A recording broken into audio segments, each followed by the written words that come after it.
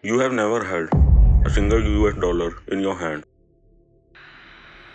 By the time this video ends, you will understand exactly how it already costs you money.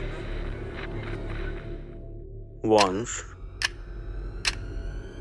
$1 cost just 3 rupees. Today,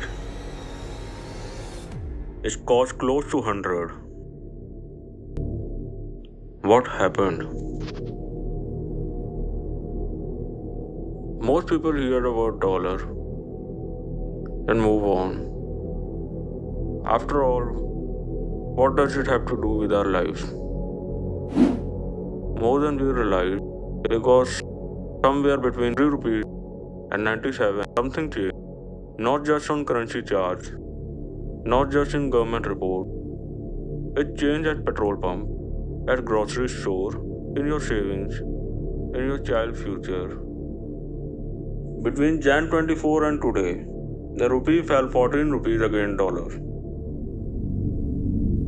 83 to 97.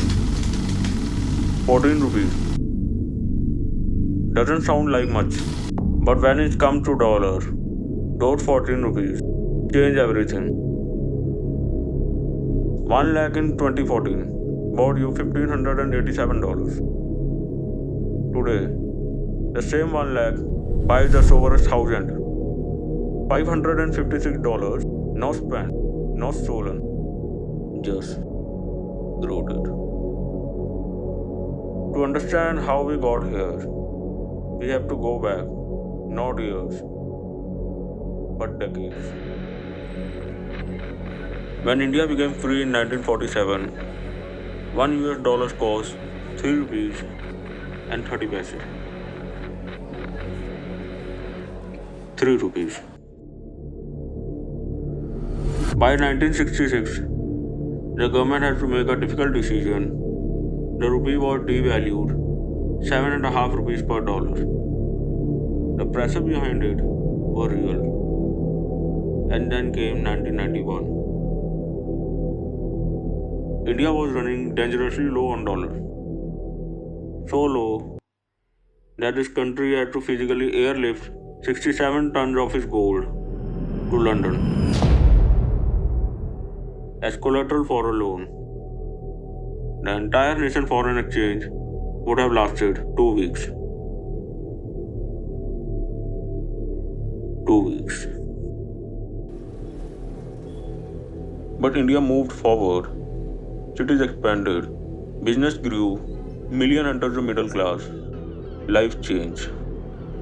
Yet through all the changes, the rupee kept drifting slowly, quietly, year after year.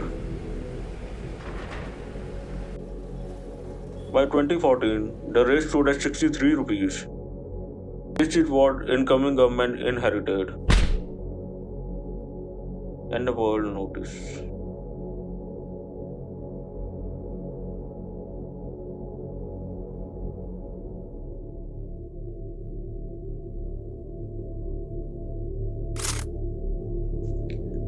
Every few years, a new explanation appeared.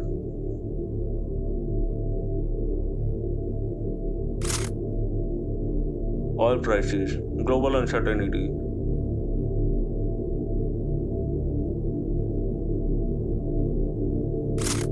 trade tensions, geopolitics.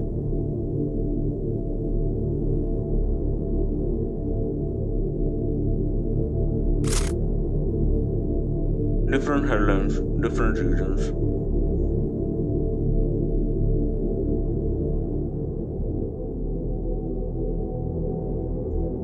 But one outcome.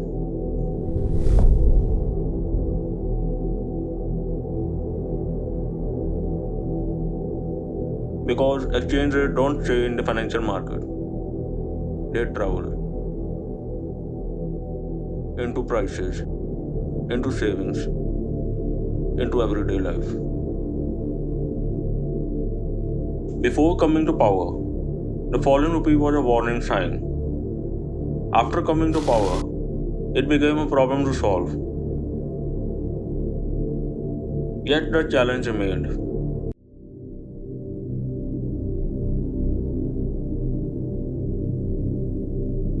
the same amount of money begins to buy less, not because people change, but their purchasing power did.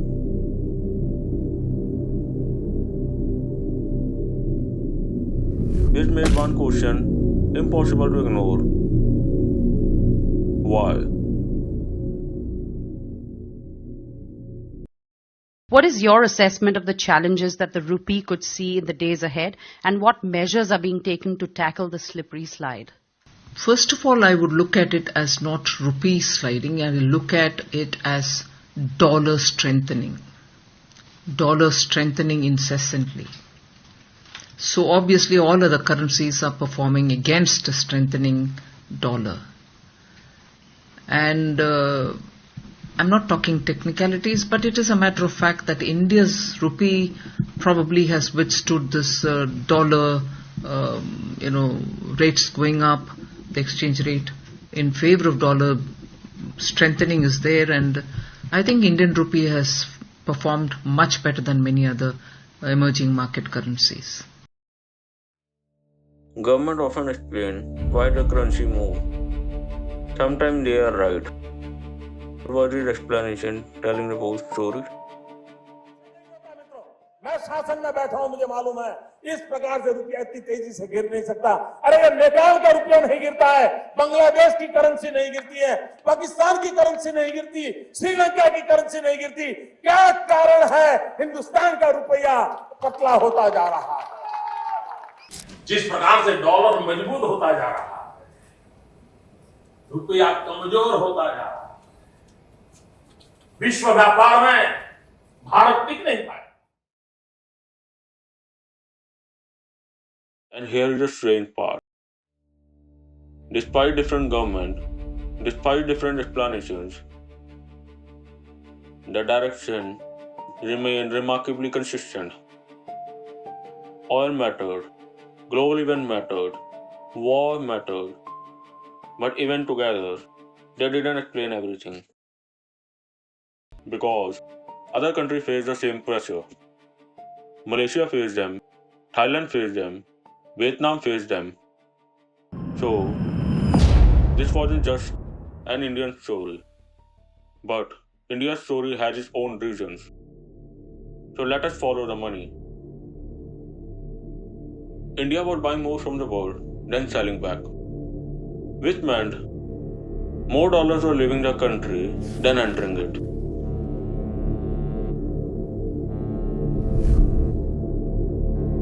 And money has a habit. It moves towards a better opportunity. Capital follows return. Capital follows safety. And after 2022, the US was offering both.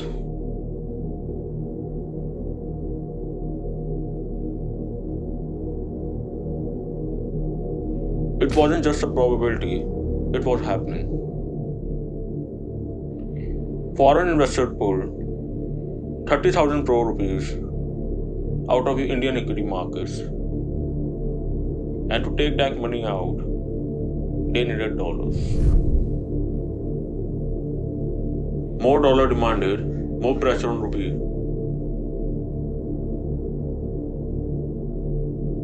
But this wasn't the only reason, because there was something deeper. Something structural.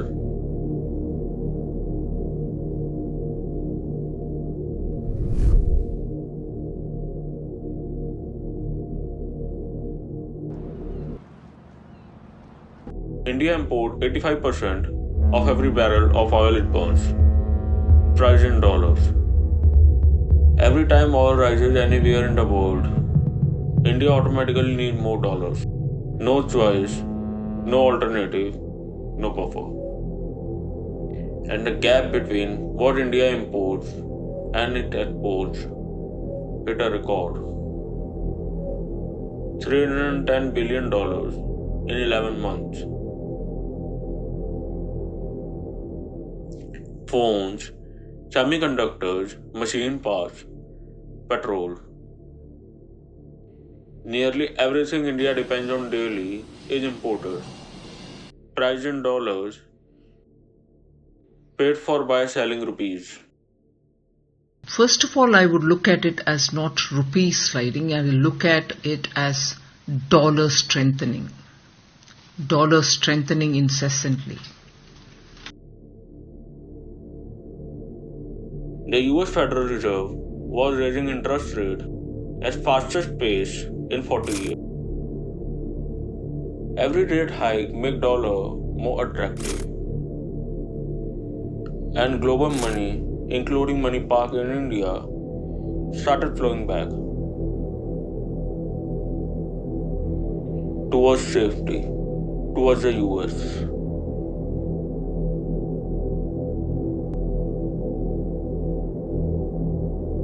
A stronger dollar added a pressure on rupees. A weaker rupee should have helped India. That is the theory. When a currency falls, India goods become cheaper for foreign buyers. So export should rise. Dollars should flow in. So, did it work? India's export depend on imports. A phone assembled in India still run on chips from Taiwan, screens from South Korea, components from China. The saving disappear before it reaches the buyer. Problem 2. A cheaper currency cannot build an ecosystem.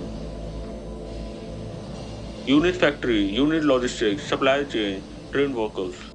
Vietnam built that over 20 years, but India is still building. But while India was still building, the cost of waiting had already arrived. साल भर तक घर में कोई भी function हो, कोई भी कार्यक्रम हो, हम सोने के गहने नहीं खरीदेंगे। विदेशियों में घूमने का, विदेशों में वैकेशन पर जाने का मिडिल क्लास में कल्चर बढ़ता जा रहा है। हमें तय करना होगा कि जब ये संकट का काल है और हमारी देशभक्ति हमें ललकार रही है, तो कम से कम एक साल के लिए हमें विदेशों में जाने की बातों को टालना चाहिए। It didn't stay on chart. It came home. Petrol is priced in dollar globally. When the rupee falls, the pump price follows. Not because the oil becomes scarce, because the currency moved. India imports most of its cooking oil priced in dollars. The bottle costs more. You didn't buy more oil. Your phone, your laptop, every imported component carries the rupee weakness in its price tag.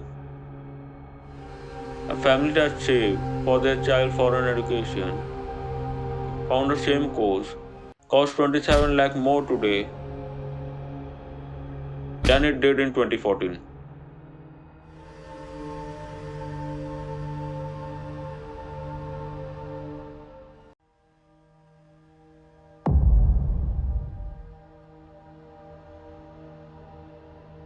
So what would actually work?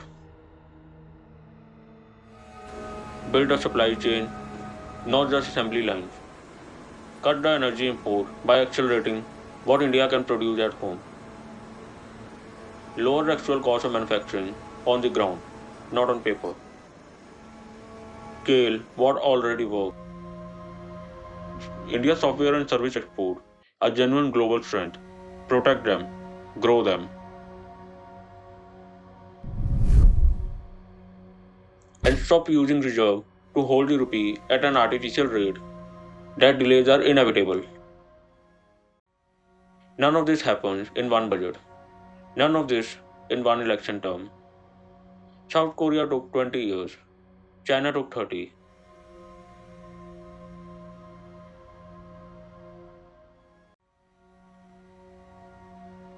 The question is not whether India can start. The question is whether India will start and stay consistent. The rupee fell in your petrol price, in your grocery bills, in your child education. Some believe if the underlying problems remain unchanged, the rupee could go further. The exact number is uncertain. The direction depends on choices made today.